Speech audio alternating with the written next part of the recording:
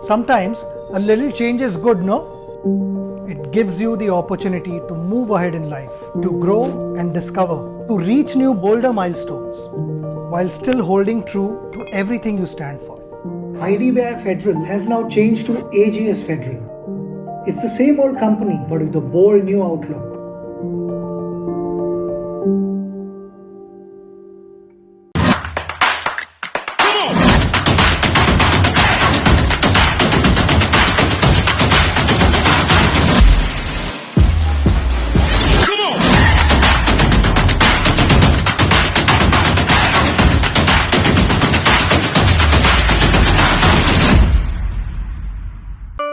दिल्ली में बैठकर हैदराबाद से बिरयानी, ऐसी नवाबी जिंदगी। जस्ट माई रूट्स, लालच को पंख लगाओ, किसी भी शहर से खाना मंगाओ।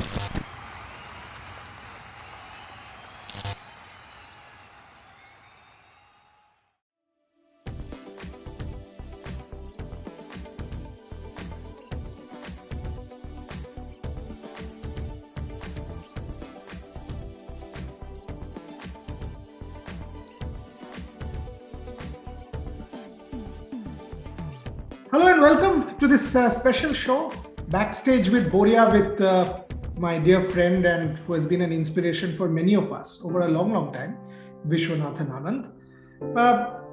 Welcome back, Vishi. Many interviews in the past, but this is different because, as I said to you when I wrote to you requesting for time, this is on my own platform, and actually behind me you can see my own studio. So the top floor of my house is my own studio. This is a very different kind of experience talking to you. So firstly, thank you very much. Deeply appreciate your time. If I can try and make this show slightly different, when you now sort of have your free time and you look back, did you ever imagine that you will have this level of impact on the sport in India when you started out trying out your different things on the cusp of improving, etc., making your mark at the world stage? Obviously, world championships, etc., have happened, but those were distant dreams for a youngster starting. Now, when you think back, you've revolutionized the sport. Do you think of it? I'm pretty sure that I dreamt of becoming world champion and inspiring people to take to the game. And I'm pretty sure that my imagination failed me with reality. I'm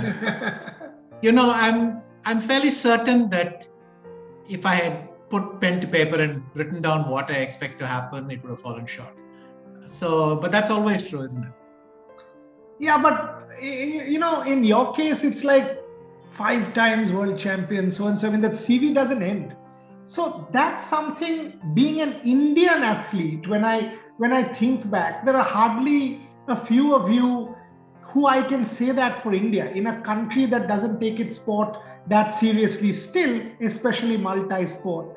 That is kind of like an oasis. I mean, that's what makes this Vishwanathan Anand story that much more incredible for me. How do you see that? For me, everything was unknown. I was really going into the unknown, and I didn't see it in that way. I was just in my teens when this all started out. And of course, when I started playing chess, I was even younger. I followed my dream, and in every step I thought, well, this is great so far. Let's try one more. And if it works, it's good. And if it doesn't, well, I'll deal with it. And I have to say that if from this perspective, you realize that, yes, I had the qualities, I had the dedication and all that to achieve it, but you can't help but come away with the feeling that sometimes you can have everything and still you need things to fall into place for you. You need a little bit of luck. So That's the way I see it now. You can have deserving people But if you don't have luck, it might not be enough. Very true, very true. And that's actually my follow-up question. I mean, the thing I wanted to ask, like, you aren't born into a super rich family. You are not somebody who did not have to work for a living. You weren't sort of blessed with all that. But wasn't a professional career in chess an apprehension ever, a fear ever, that if I'm not successful, what happens? Did it ever occur to you? Because people like us who wanted to play sport, but eventually always there becomes a choice: academics, sport. Can I take professional sport as a career? Maybe I can't. Did it ever occur to you? It did not. I did not have time, and that's what I also meant with the luck, that it's almost like the sport was calling me. Before I could have that moment of hesitation and doubt, it would give me the next bit of success, and that would calm me down. And then before I could have the next one, something else would happen. I barely spent 2 years looking for the Grandmaster title when I became World Junior Champion and Grandmaster. I barely spent 3 years trying for the candidates before I qualified for one. It was only really for the World Championship that it took 3 tries. But by that point, you're not questioning your decision to get into chess. I got the breaks. I got the opportunities. I got the support at the right moment. People seemed to emerge out of nowhere to help me. Be it my first sponsor, Ramco Cements, or later the association with NIIT, or the meeting with Frederick Friedel, the meeting with my Spanish friends, Mauricio Nieves. All these things kind of tended to happen at the moment when I wanted it to happen. And that's what I mean, that I was lucky. I was grateful for that. I did not have to wait very long. I think when you have this 3-4 year period when you're not sure what you're going to do next, you think, should I now consider another career? But it seems like I never had to wait that long. I was very lucky in that sense. Now, if I sort of take you to, because all I'm trying to do is understand the journey and also question how this game has progressed with you. I mean, obviously, when you started out, it was this whole overarching Russian dominance, and you were perceived as this new person who was breaking down all conventional norms, all established parameters.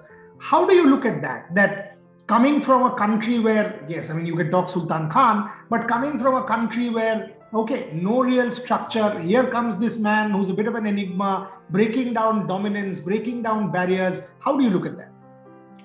I don't think I saw it in that sense. I knew I had become the first Asian to become World Junior Champion, and I thought, well, that's nice. I knew I was the first Indian to become a Grandmaster, and I thought, that's nice. I think when you're making history, you have no sense of it happening. It's something you feel afterwards, and it's something you realize from other people. But I saw it in very chess terms. I was just a Grandmaster. I was just a chess player who was clocking in one thing out in a path that others had gone ahead of me. The fact that, I was inspired by Tal and Fischer, and I saw myself as following in their footsteps and enjoying the journey. I was going to interesting tournaments I could not even have imagined when I was young, playing the world's best players, interacting with them. I had the moments when I would sit in the same hotel with them and think, wow, they're just over there. And you have that wow moment, but then you get over it and you get used to it, and then you get to the next one. I think it's very much a thing I felt when other people explained it to me, or other people would say something with an exclam, and then I would think, oh yeah, okay, that's nice. But I didn't have the sense of wonder that I think at some level, I knew by that point that I was good enough to get there, so it didn't surprise me that I got there. And at least one person has mentioned this idea that you should not be surprised by success. It means that you don't think very highly of yourself. I was not surprised by my success because I thought I have pretty good odds of making it. Does that mean I didn't have any doubt? No, of course it did. But I was also not surprised or particularly overawed by my success because I thought I'm a good player. And when it happened, I thought, well, of course it happened. Okay. So there's Interesting. some conflict in that, always. but I did not. In the sense, you wake up every morning with yourself, and you can't keep on telling yourself, "I'm special. I did this and did that." You sort of just think, "Fine, well, I'll deal with what I have to do today." And what about family? What about this whole, over the last few years, for example, the whole world has been challenged. In your case, you were playing a deeply personal sport. How did you balance? How did you balance your professional career, say with being a husband, say with being a father, say with being a son? How did you balance that? And I want to sort of understand what were your challenges, because we only see the surface. We see Vishwanathan Anand winning, or he is becoming successful more and more. How did you make these adjustments at your level to people who matter to you? Well, what are friends and your close friends? What are family? They are people who are happy to see you no matter what. They have seen you before anything happened to you, and so they interact with you, treat you at a whole different level. My relationship with my parents, with my siblings, with my friends remained the same essentially. We all knew we were being drawn apart slowly because your time commitments increase, your professional commitments. You need to, the first time you can't attend a family function because you have to train or because you're playing somewhere. But then you understand everyone in their jobs, they slowly, they grow and this thing starts to happen. It didn't feel particularly special. In fact, for me, I knew that no matter how tough it got out there, there was a place to which I could retreat and feel comfortable. And for me, that was often what family was about.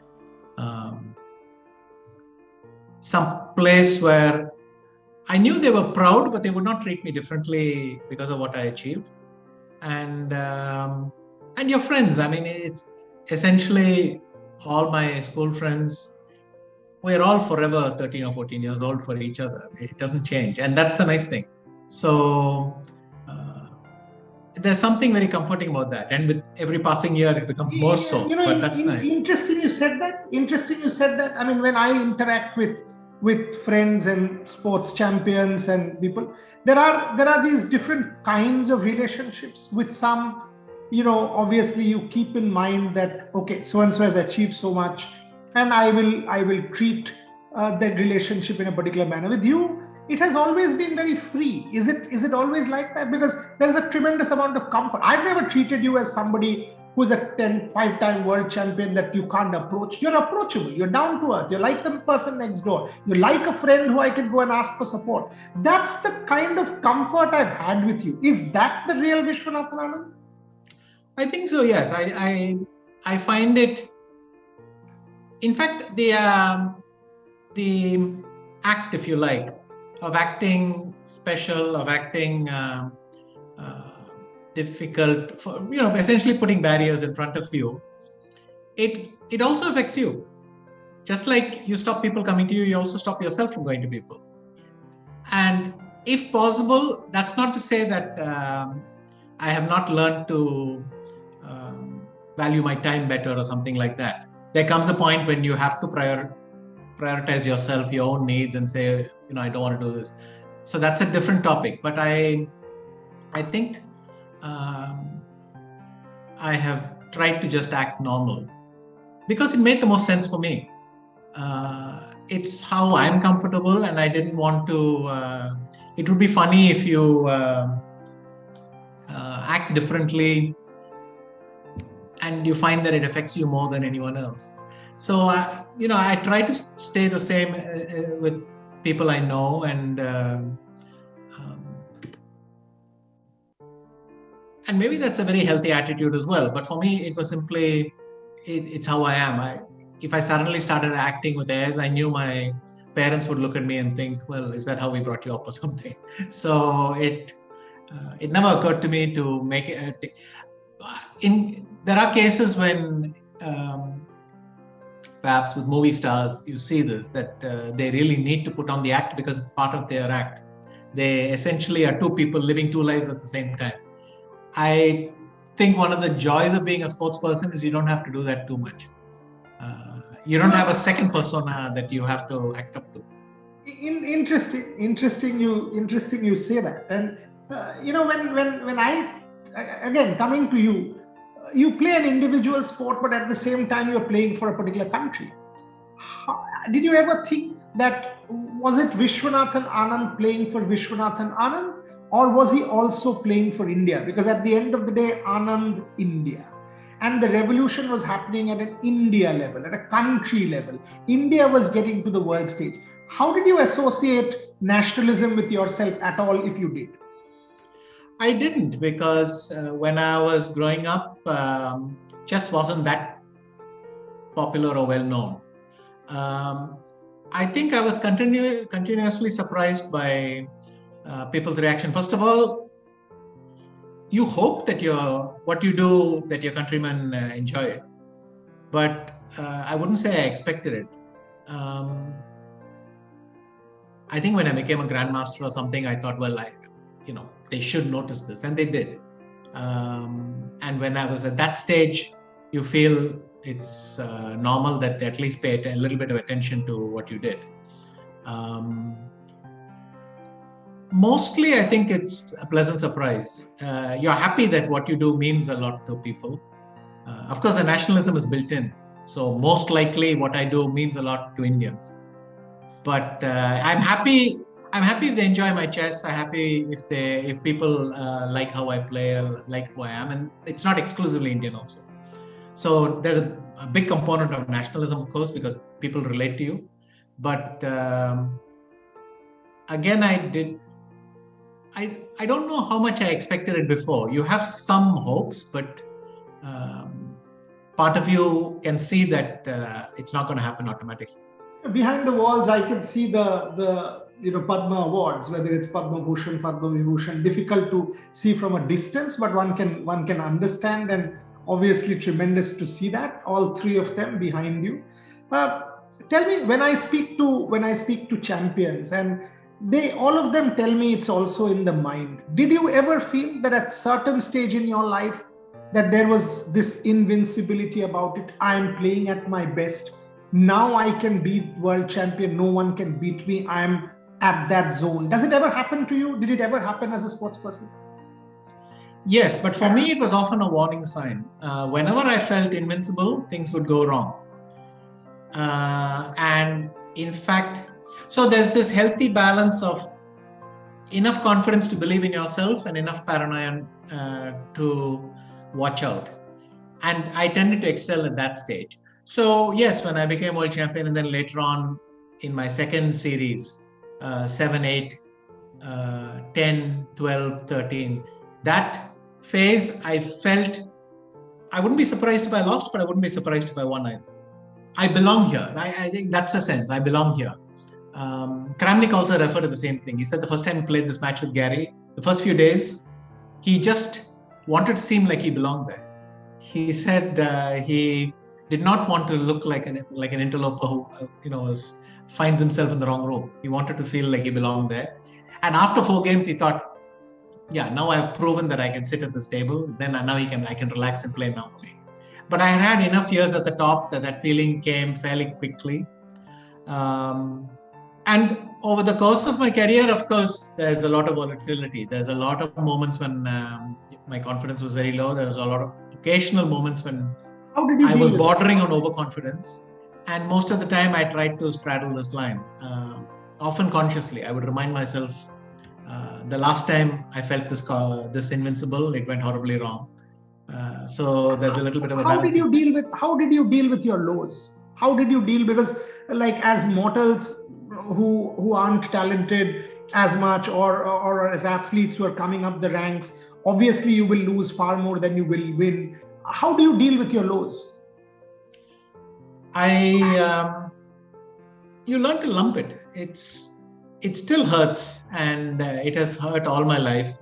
The difficult moments, they're still painful. They leave a scar. After so many years, it's amazing how some minor tournament, one game, irritates you. The memory just irritates you at some level, and you can almost remember how angry you felt then. This is the thing, but you have first of all, your routine protects you. You understand that if you're still at a tournament, you've got to get a grip and turn up the next day and play. It's a minimum requirement. You don't have to be happy and joyful, but you have to turn up at the board and try to play a decent game.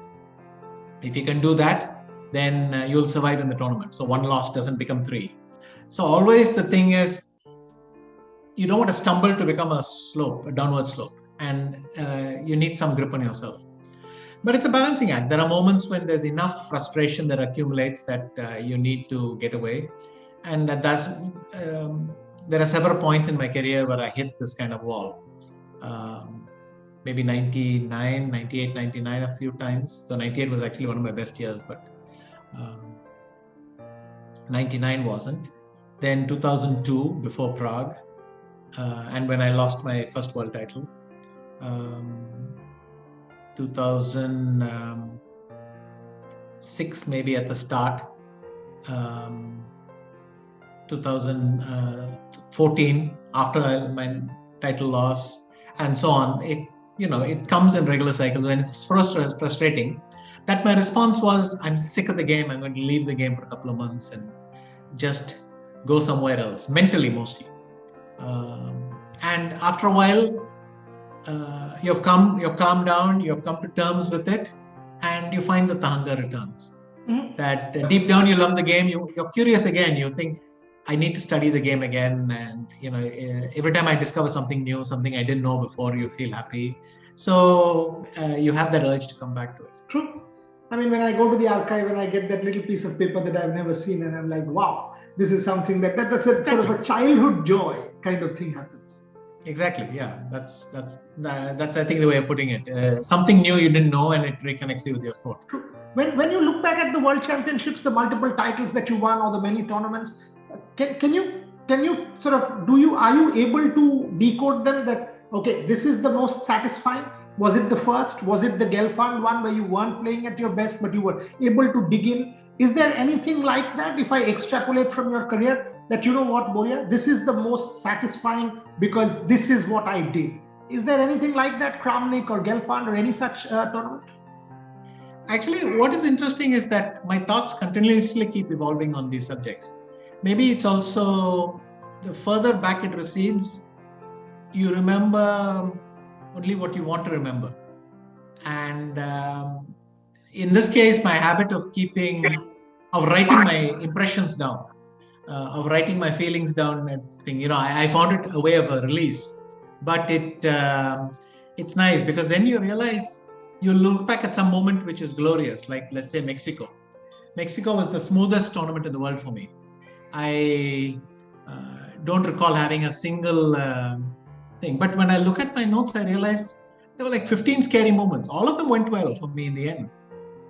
But not one of them delivered on the danger. But now my memory only remembers what was beautiful about it. Oh, this was nice, that was nice, that was nice. And it's true that if you write down your thoughts and you share them with other people, and those are very extra memories because then they'll refresh you. For my matches, the subsequent matches, I often compare with my trainers because all of them remember different subsets of things that we did for that experience. And it's amazing. I will say, oh, I remember the third game was so glorious. And someone will tell me, we were panicking before the game and you had run through two of your fingers and you were hysterical almost before going to the game, and then the relief we all had when it went well or something. So, it's that kind of thing. And therefore the narrative also changes. I think, yes, the Gelfand match was an example of me stepping up when I was not in good shape and somehow hanging in there. That's probably not changed, but you continuously remember more and more moments. I mean, now Before, my memory was essentially game 7, game 8, tie break, something like that. But now I start to remember game 2, game 4, and you realize there are so many moments when things could have taken a different turn. I asked that question because Abhinav has this line, and I love that line. He says, for an athlete, it is always a struggle, and you have to try to be perfect on an imperfect day. So Gelfand for me was almost like that you were trying to be perfect on an imperfect day, and you managed. It's a sort of a contest of attrition, and you manage to hold on and eventually become champion and again. So even if you're not at your best, to be able to do that for me is special. But tell me something. My favorite Vishy Anand story. I mean, you have to tell my viewers. Volcanic ash, luggage checked in, airport, all done. Gets the phone call, decides on the bus, lands up. Tell me, that story has to be told in your words. So we landed in Frankfurt from Spain, and my team was we were all going to meet in Frankfurt, take the flight the next day to Sofia, and basically get ready to play. This was the 14th of April. We all landed in Frankfurt. And by the way, I remember vividly when I told my dad, I'm flying day after, must have been on the 12th, I told him I'm flying day after to Frankfurt, and then we're going to move on. He said, astrologically, it's not a very good day. Can you go one day earlier? Then it will be much better for you. And I said, well, we've all made plans. I can't change everything now. Anyway, I'm going from Madrid to Frankfurt on the thing, so that should count, usual rumbling. And I have to say, as far as astrological predictions goes, this one was a bullseye. Because 14th, after we landed in Frankfurt, literally there's this volcanic ash descending. It starts in Iceland. First, northern Scandinavian airports start to shut down. Not very big airports, these are minor airports. But then slowly, before Peter Heine could join me in Frankfurt, Copenhagen airport had shut down. Before Radek could fly in from Poland, Warsaw had shut down. And so Frankfurt is just a little bit south, but all of them decided to come by train. And things looked horribly wrong. Then on 15th morning, our luggage was checked through to Sofia. So on 15th morning, a friend who works in Lufthansa called me and said, why don't you rush to the airport, pick up your bags and come back before they realize what has happened. And he was spot on. Because once the European flight controllers authority or whatever shuts down the airports, then procedures kick in. All luggage is just locked up somewhere. And then you don't have access to it anymore till they open up again. But in this brief moment of confusion, we were able to run to the airport, say check my luggage out and bring it back. And then, of course, the airport shut down. So without that, I would not have had my luggage for the tournament as well. Then for a few days, we kept waiting because if airports reopened, but it was not reopening. It was a ridiculous experience because we just had to step out. You had the most glorious, clean blue skies you can imagine. Just amazing. I can't describe how amazing it is because the volcano has cleaned the atmosphere of all clouds, everything. But we can't fly apparently. Finally, on the 18th, we decide to take a minivan. We drive from Frankfurt through Austria. We reach Budapest at night, sleep there. The next day, we drive from Budapest through Romania. And there's a hell of a lot of Romania, by the way. So we go all through Romania. At night, we hit the Bulgarian border, close to 1 o'clock. But then the river, they'd closed the bridge. But literally the last ferry, for some reason, it was operating at 1 in the morning.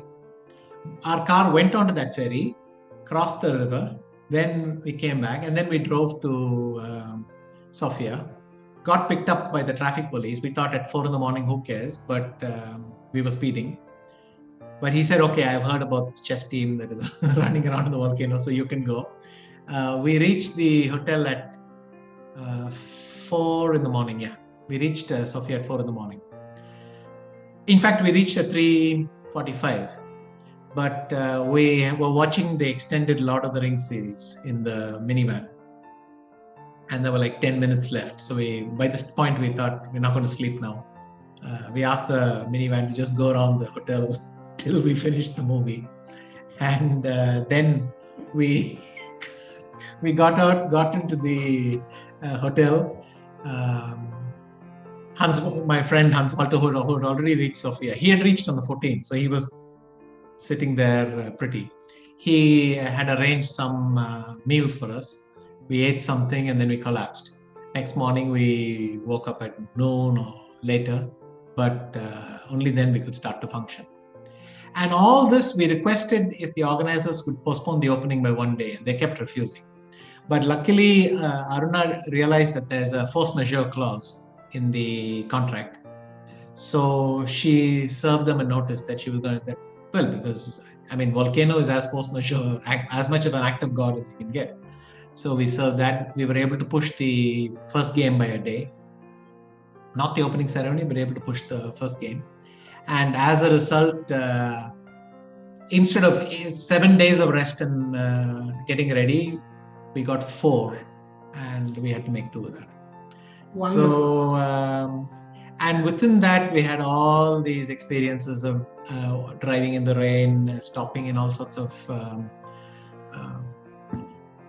How will this get roadside petrol stations and grabbing something to eat and driving on, and it was as chaotic as you can imagine. How will this get replicated in the biopic? This is the highlight of the biopic. You see all of Europe, you do all of this, and you're destined to win. Oh yes, I'm sure we'll have a lot of fun filming those scenes. I'm probably leaving out a lot of detail, but this was fun enough as it went. No, by the way, Aruna is always on the phone with lawyers, with FIDE and so on, making sure that they don't pretend that I'm not coming. I am coming. It's just we're dealing with an act of God. This is the most incredible one. Every time you've told me, you had left out the ferry bit and you did not tell me the police bit. So these are the 2 bits you've added today to my repertoire of Vishy Anand stories. Last one, how have you dealt with, because people are talking about bubbles and bubble life and challenges and mental health. What's been your take on that? Again, I saw my situation as being fairly lucky at the beginning. I was stranded in Germany, as you know. Yeah.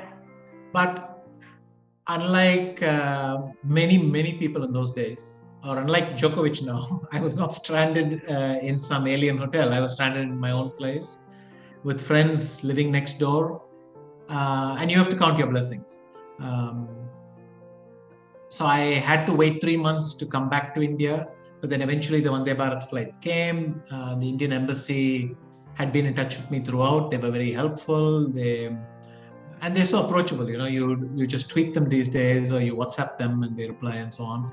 I boarded the flight, came back, and after that, it's a mixture. On the one hand, your routines, your life, your career, as you know them, are changed. On the other hand, there are positive things. I don't think my son and even Aruna, it's been a long time since we have spent this much time face to face. It's one thing to be in another country and be in touch on the phone. It's another thing to wake up every morning next to each other and be there physically, especially if you're a chess player. So that is a new thing. We gotten used to it. By now, it feels natural to not approach people. It feels natural not to shake people's hands, but to fist bump or something, to keep a distance, to not volunteer, to wear a mask. All these things, unfortunately, have become too normal for us. I long for the good old days to return, but it could be another year and a half at least, because maybe it's weakening, maybe it isn't. Who knows? Yeah, I have gotten used to. But so many opportunities of one thing. I would stress that it's nice to count your blessings. Chess has done unbelievably well in the pandemic. It's difficult to describe just how much the fan base expanded during the pandemic. And nobody predicted it. It happened suddenly. I think people only sniffed it of 1 or 2 months into the pandemic because they could see the numbers come through. Otherwise, we had no sense of it. In fact, Queen's Gambit certainly amplified it, but it didn't begin the trend. The Queen's Gambit came in the middle of the trend. So all this was happening even before. Definitely, Queen's Gambit had a huge impact, but just to say that the sequence went like that. And so lots of interesting opportunities opened up. I'm doing so many things.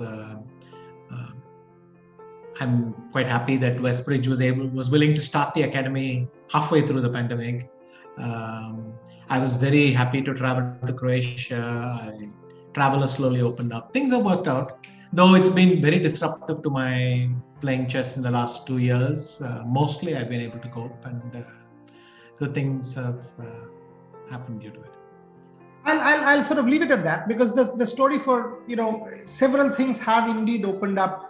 I mean, the way we have consumed technology and have been able to use technology, me, for example, to think of a sports company largely working digital would not have been even conceivable pre-pandemic days. I mean, I wouldn't have sort of traveled to Chennai and gone and physically interviewed you. This whole concept of trying to do stuff like this wouldn't even have been there. So yes, the world has tried to learn. But again, I mean, it's always so good to talk to you, because new snippets come out, new stories come out, newer ways to understand your journey. So all I will say is, this is maybe not the last one. I will keep bugging you for more and more time, and I will wait for that biopic, especially what are the food items that people eat during that travel to Sofia and how they get caught by the police. But tremendous. I don't even want to watch it in acting. I mean, this is roadside stuff we're eating just to keep bumping along.